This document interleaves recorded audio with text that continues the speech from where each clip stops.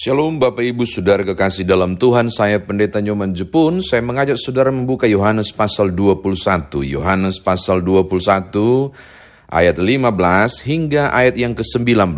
Yohanes pasal 21 ayat 15 sampai 19. Injil Yohanes pasal 21 ayat 15 sampai 19 berbunyi demikian. Sesudah sarapan Yesus berkata kepada Simon Petrus, "Simon, anak Yohanes, apakah engkau mengasihi aku lebih daripada mereka ini?" Jawab Petrus kepadanya, "Benar Tuhan, engkau tahu bahwa aku mengasihi engkau." Kata Yesus kepadanya, "Gembalakanlah domba-dombaku." Kata Yesus pula kepadanya untuk kedua kalinya, "Simon, anak Yohanes, apakah engkau mengasihi aku?" Jawab Petrus kepadanya, "Benar Tuhan, engkau tahu bahwa aku mengasihi engkau." Kata Yesus kepadanya, "Gembalakanlah domba-dombaku." Kata Yesus kepadanya untuk ketiga kalinya, "Simon, anak Yohanes, apakah engkau mengasihi aku?" Maka sedih hati Petrus, karena Yesus berkata untuk ketiga kalinya, "Apakah engkau mengasihi aku?" Dan ia berkata kepadanya, "Tuhan, engkau tahu segala sesuatu. Engkau tahu bahwa aku mengasihi engkau." Kata Yesus kepadanya, "Gembalakanlah domba-dombaku. Aku berkata kepadamu, sesungguhnya ketika engkau masih muda, engkau akan mengikat pinggangmu sendiri, dan engkau berjalan kemana saja kau kehendaki. Tetapi jika engkau sudah menjadi tua, engkau akan mengulurkan tanganmu, dan orang lain akan mengikat engkau, dan membawa engkau ke tempat yang tidak kau kehendaki." Hal ini dikatakannya untuk menyatakan bahwa Petrus akan mati dan memuliakan Allah. Sesudah mengatakan demikian, ia berkata kepada Petrus, "Ikutlah aku." Demikian firman Tuhan. Saudara saya dikatakan berbahagia jika mendengarkan firman Tuhan ini, merenungkannya, memberitakannya, istimewa melakukan dalam hidup beriman kita. Shalom Bapak Ibu Saudara kekasih dalam Tuhan. Kisah Yohanes pasal 21 ayat 15 sampai 19 sudah sering saudara dengar. Tentang bagaimana Yesus bertanya 3 kali, Petrus jawab 3 kali, dan seterusnya. Hari ini saya mau berbagi kepada saudara untuk teks ini. Tuhan Yesus menggunakan jenis pertanyaan dengan gaya tautologi. Tautologi itu berarti pengulangan 3 kali. Kalau saudara membaca Yesaya 6 ayat 3, itu kayak kudus, kudus, kuduslah Tuhan. Itu penyataan gaya teutologi yang kalau diterjemahkan bebas itu berarti extremely holy.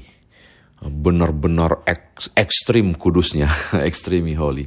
Maka kalau pakai istilah ini untuk pertanyaan 3 kali yang ditanya oleh Tuhan Yesus, "Petrus, apa engkau mengasihi aku?" Tanya lagi, "Petrus, apa engkau mengasihi aku?" Atau "Petrus, apakah engkau mengasihi aku?"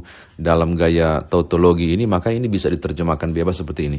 "Peter, do you extremely love me?" "Petrus, apakah engkau secara ekstrim mengasihi aku?"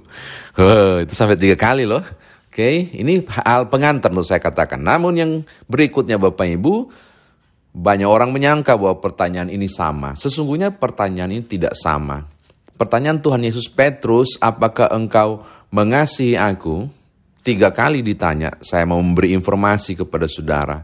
Pertanyaan pertama dan kedua, Tuhan Yesus menggunakan kata agapao untuk menyebut tentang kasih.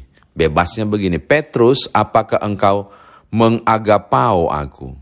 Apakah agape, dia kata agape. "Petrus, apakah engkau mengagapao aku?" Terjemahan bebasnya, "Petrus, apakah mengasihi aku?"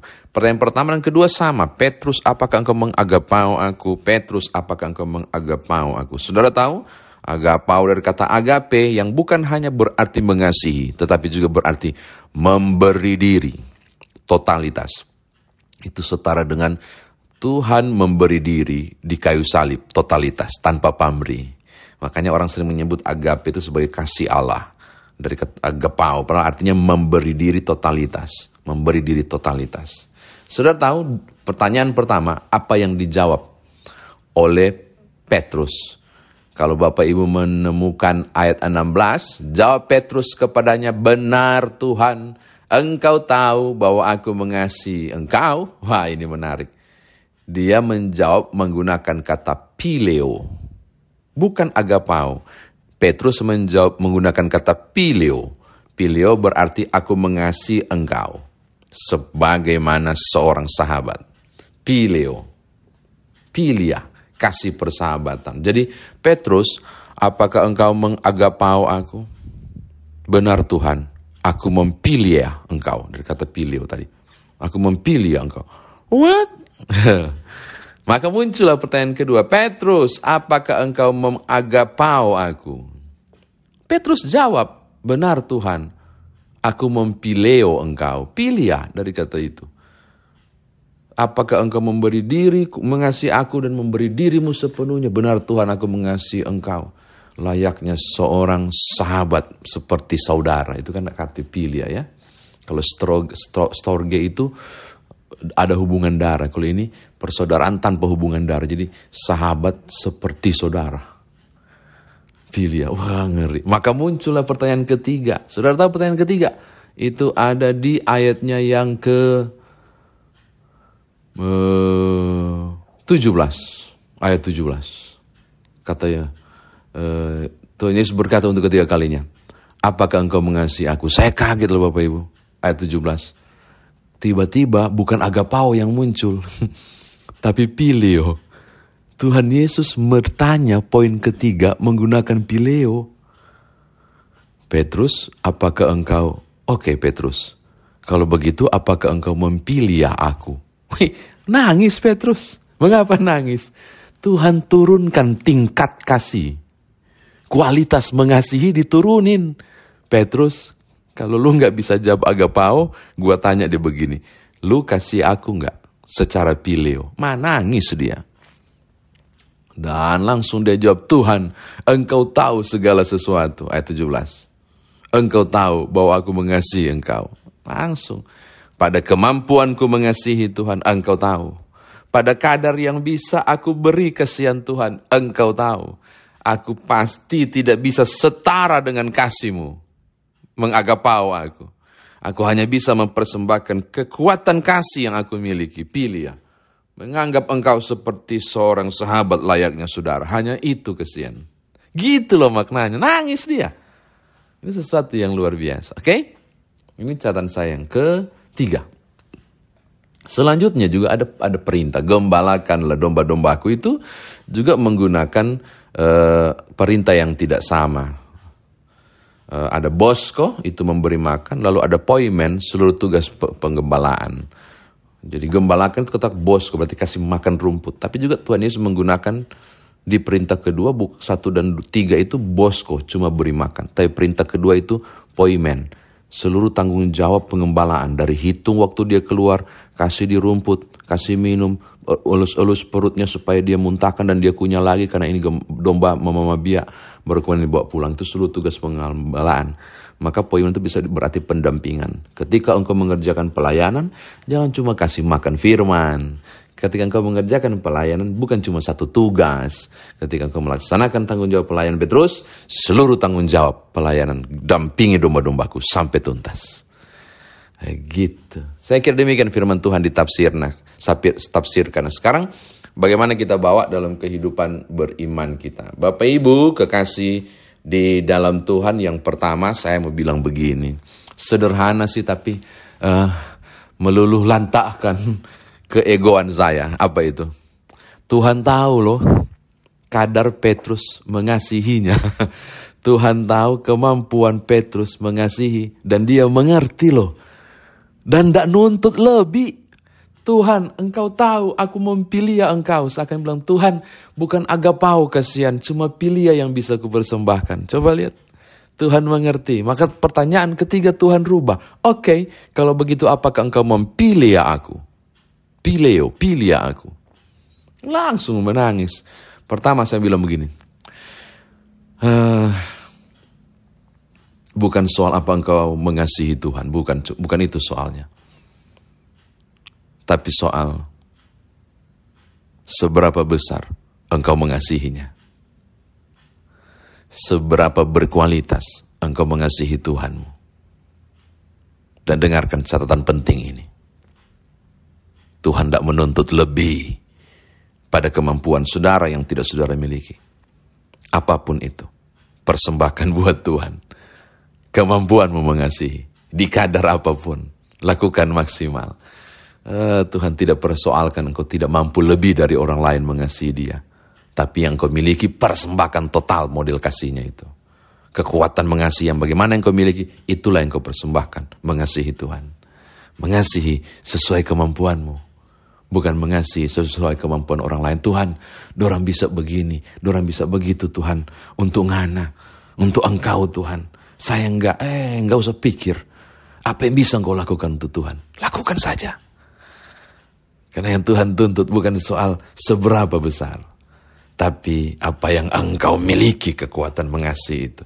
Kasihilah Tuhanmu. Keren ya? Aduh, Tuhan mengertilah kondisi saya sebesar inilah. Oke. Tapi saya tertarik bukan itu Bapak Ibu.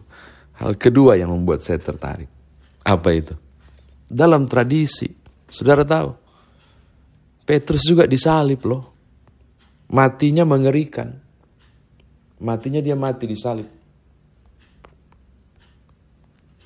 Tapi salibnya menarik. Apa itu? Dia bilang begini, jangan salibkan aku seperti Tuhanku. Aku tidak layak. Aku tidak layak.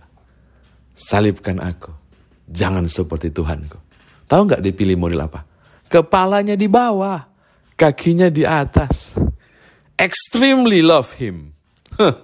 Dia benar-benar mengasihi Tuhan secara ekstrim ternyata.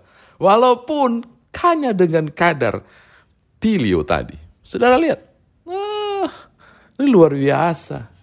Petrus bukan hanya lip service mengasihinya. Tapi benar-benar sungguh mengasihi Tuhannya. Dia totalitas. Makanya ayat 18 bilang kan. Tetapi jika engkau sudah menjadi tua, engkau akan mengulurkan tanganmu dan orang lain akan mengikat engkau dan membawa engkau ke tempat yang tidak kau kehendaki. Tuhan sudah tahu lu akan mati. Model begitu. Petrus lakukan loh Bapak Ibu. Cara mengasihinya totalitas. Kan dia kan ditangkap gara-gara beritakan firman toh. Dia jadi salah satu martir karena kebenaran yang dia beritakan sebagai wujud dia mengasihi Tuhan. Saya mau tutup. Aku mau bilang begini. Jangan pakai bibir untuk menyatakan kasihmu kepada Allah. Itu cuma kesenangan telinga sesaat. Bukan omongan, tapi totalitas. Mulutmu dan lakumu setara, seirama. Seberapa besar engkau mengasihi Tuhanmu, kasihi dia. Lalu lakukan. Lakukan model mengasihi itu. Petrus melakukan bagiannya. Kiranya juga Tuhan, engkau dan aku, dimampukan Tuhan untuk mengerjakan bagian kita. Ketika kita berkata, Tuhan Yesus, aku mengasihi engkau. Oke, Tuhan berkati Bapak Ibu, haleluya. Amin.